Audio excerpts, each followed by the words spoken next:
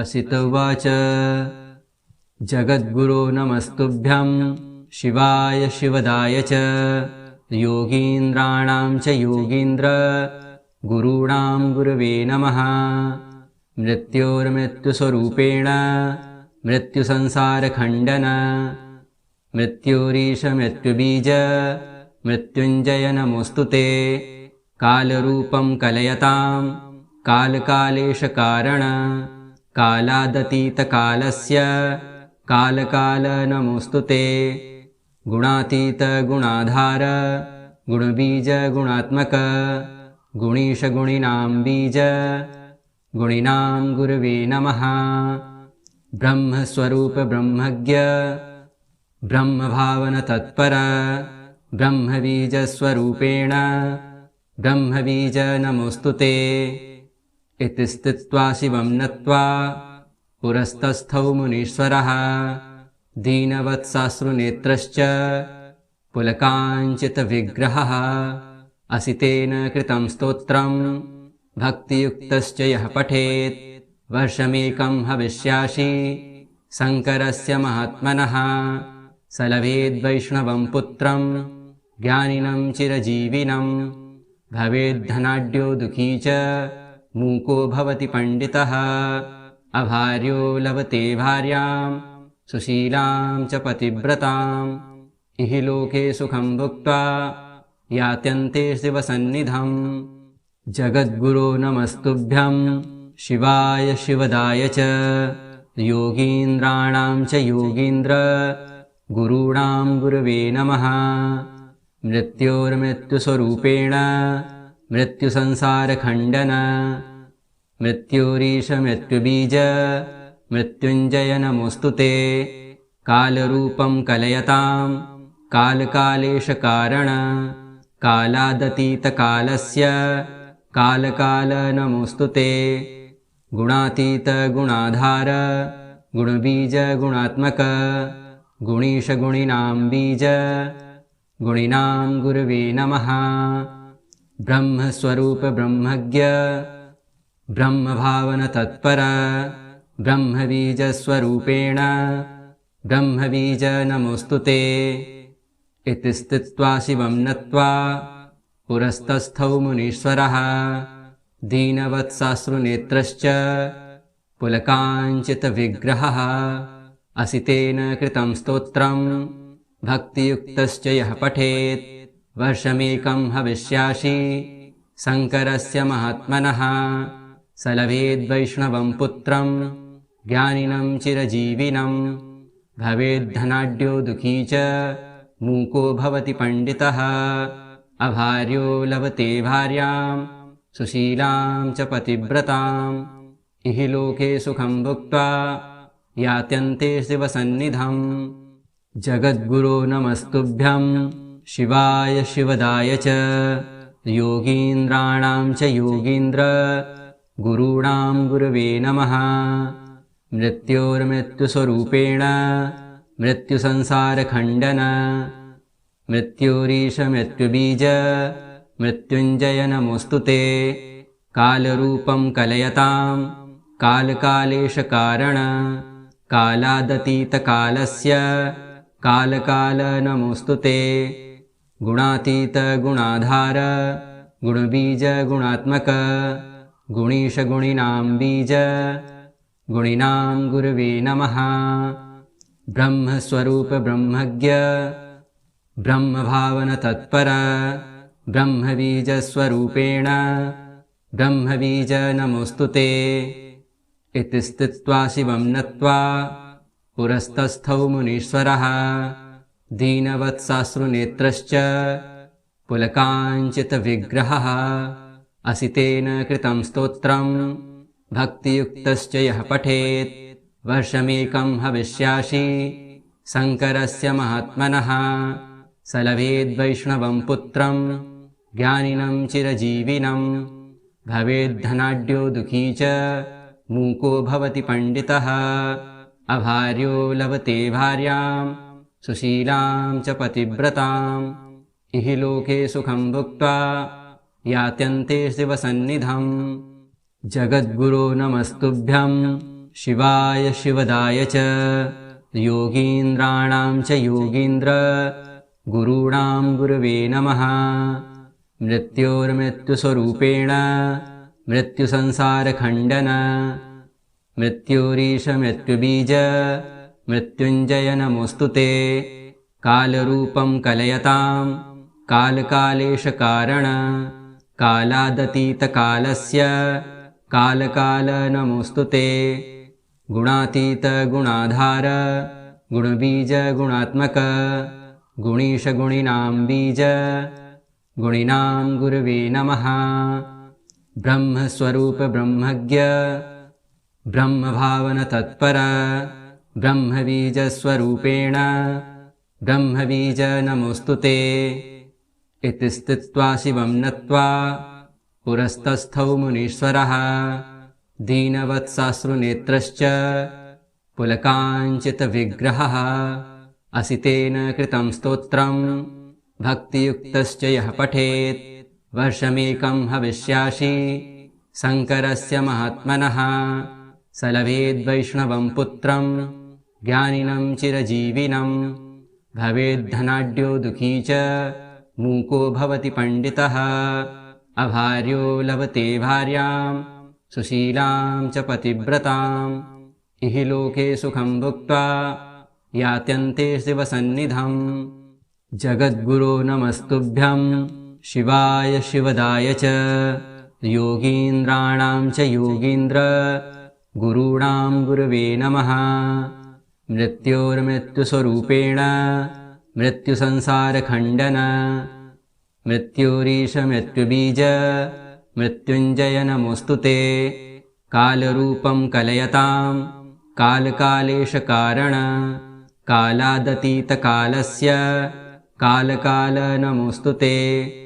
गुणातीत गुणाधार गुणबीज गुणात्मक गुणीश गुणिनां बीज गुणिनां गुरवे नमः।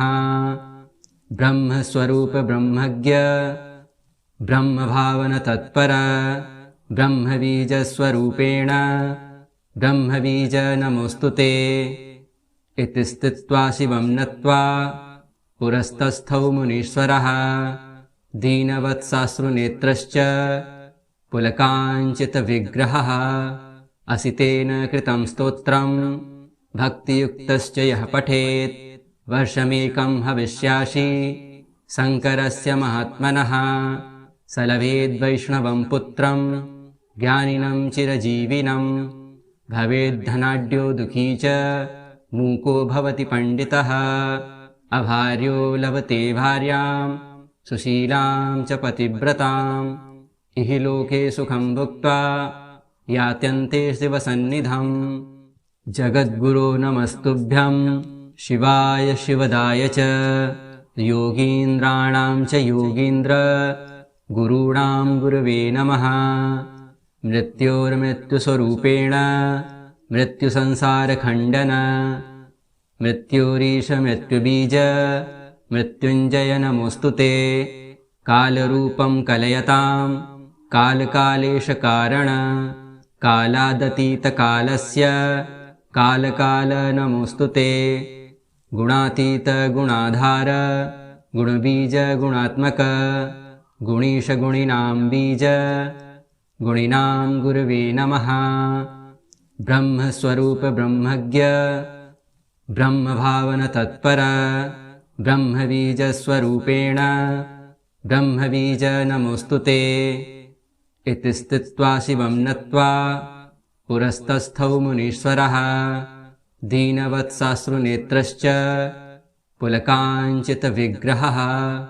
असितेन कृतं स्तोत्रं भक्तियुक्तश्च यः पठेत् वर्षमेकं हविष्यासि शङ्करस्य महात्मनः। स लभेद्वैष्णवं पुत्रं ज्ञानिनं चिरजीविनं भवेद्धनाढ्यो दुःखी च मूको भवति पण्डितः। अभार्यो लभते भार्यां सुशीलां च पतिव्रताम् इह लोके सुखं भुक्त्वा यात्यन्ते शिवसन्निधम्। जगद्गुरो नमस्तुभ्यं शिवाय शिवदाय च योगीन्द्राणां च योगीन्द्र गुरूणां गुरवे नमः। मृत्योर्मृत्युस्वरूपेण मृत्युसंसारखण्डन मृत्योरीश मृत्युबीज मृत्युञ्जय नमोऽस्तु ते। कालरूपं कलयतां कालकालेशकारण कालादतीतकालस्य कालकाल नमोऽस्तु ते। गुणातीत गुणाधार गुणबीज गुणात्मक गुणीश गुणिनां बीज गुणिनां गुरवे नमः। ब्रह्मस्वरूप ब्रह्मज्ञ ब्रह्मभावन तत्पर ब्रह्मबीजस्वरूपेण ब्रह्मबीज नमोऽस्तु ते। इति स्थित्वा शिवं नत्वा पुरस्तस्थौ मुनीश्वरः दीनवत्साश्रुनेत्रश्च पुलकाञ्चितविग्रहः। असितेन कृतं स्तोत्रं भक्तियुक्तश्च यः पठेत् वर्षमेकं हविष्यासि शङ्करस्य महात्मनः। स लभेद्वैष्णवं पुत्रं ज्ञानिनं चिरजीविनं भवेद्धनाढ्यो दुःखी च मूको भवति पण्डितः। अभार्यो लभते भार्यां सुशीलां च पतिव्रताम् इहि लोके सुखं भुक्त्वा यात्यन्ते शिवसन्निधम्। जगद्गुरो नमस्तुभ्यं शिवाय शिवदाय च योगीन्द्राणां च योगीन्द्र गुरूणां गुरवे नमः। मृत्योर्मृत्युस्वरूपेण मृत्युसंसारखण्डन मृत्योरीश मृत्युबीज मृत्युञ्जय नमोऽस्तु ते। कालरूपं कलयतां कालकालेशकारण कालादतीतकालस्य कालकाल नमोऽस्तु ते। गुणातीत गुणाधार गुणबीज गुणात्मक गुणीश गुणिनां बीज गुणिनां गुरवे नमः। ब्रह्मस्वरूप ब्रह्मज्ञ ब्रह्मभावन तत्पर ब्रह्मबीजस्वरूपेण ब्रह्मबीज नमोऽस्तु ते। इति स्थित्वा शिवं नत्वा पुरस्तस्थौ मुनीश्वरः दीनवत्साश्रुनेत्रश्च पुलकाञ्चितविग्रहः। असितेन कृतं स्तोत्रं भक्तियुक्तश्च यः पठेत् वर्षमेकं हविष्यासि शङ्करस्य महात्मनः। स लभेद्वैष्णवं पुत्रं ज्ञानिनं चिरजीविनं भवेद्धनाढ्यो दुःखी च मूको भवति पण्डितः।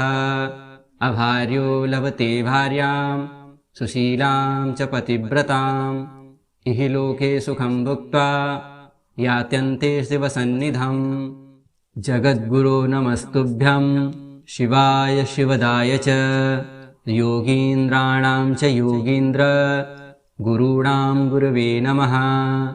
मृत्योर्मृत्युस्वरूपेण मृत्युसंसारखण्डन मृत्योरीश मृत्युबीज मृत्युञ्जय नमोऽस्तु ते। कालरूपं कलयतां कालकालेशकारण कालादतीतकालस्य कालकाल नमोऽस्तु ते। गुणातीत गुणाधार गुणबीज गुणात्मक गुणीश गुणिनां बीज गुणिनां गुरवे नमः।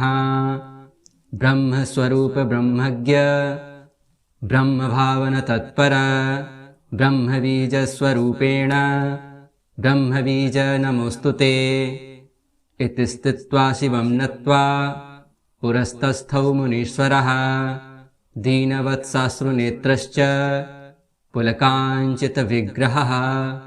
असितेन कृतं स्तोत्रं भक्तियुक्तश्च यः पठेत् वर्षमेकं हविष्यासि शङ्करस्य महात्मनः। स लभेद्वैष्णवं पुत्रं ज्ञानिनं चिरजीविनं भवेद्धनाढ्यो दुःखी च मूको भवति पण्डितः। अभार्यो लभते भार्यां सुशीलां च पतिव्रताम् इहि लोके सुखं भुक्त्वा यात्यन्ते शिवसन्निधम्। जगद्गुरो नमस्तुभ्यं शिवाय शिवदाय च योगीन्द्राणां च योगीन्द्र गुरूणां गुरवे नमः। मृत्योर्मृत्युस्वरूपेण मृत्युसंसारखण्डन मृत्युरीश मृत्युबीज मृत्युञ्जय नमोऽस्तु ते। कालरूपं कलयतां कालकालेशकारण कालादतीतकालस्य कालकाल नमोऽस्तु ते। गुणातीत गुणाधार गुणबीज गुणात्मक गुणीश गुणिनां बीज गुणिनां गुरवे नमः। ब्रह्मस्वरूप ब्रह्मज्ञ ब्रह्मभावन तत्पर ब्रह्मबीजस्वरूपेण ब्रह्मबीज नमोऽस्तु ते। इति स्थित्वा शिवं नत्वा पुरस्तस्थौ मुनीश्वरः दीनवत्साश्रुनेत्रश्च पुलकाञ्चितविग्रहः।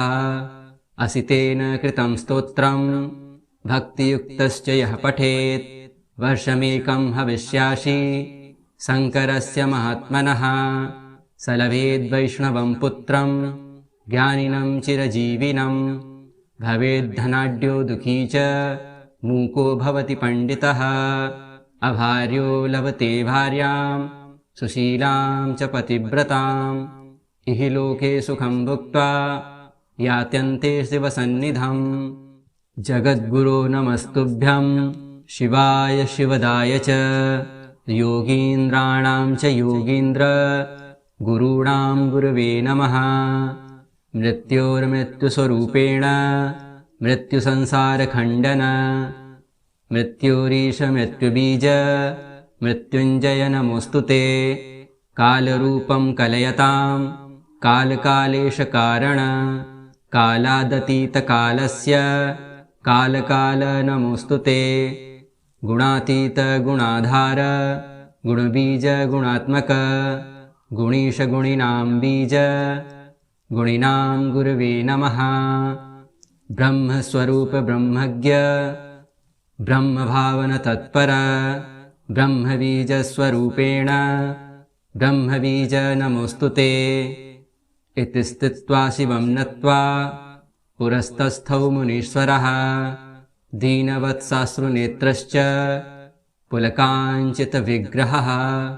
असितेन कृतं स्तोत्रं भक्तियुक्तश्च यः पठेत् वर्षमेकं हविष्यासि शङ्करस्य महात्मनः। स लभेद्वैष्णवं पुत्रं ज्ञानिनं चिरजीविनं भवेद्धनाढ्यो दुःखी च मूको भवति पण्डितः। अभार्यो लभते भार्यां सुशीलां च पतिव्रताम् इह लोके सुखं भुक्त्वा यात्यन्ते शिवसन्निधम्।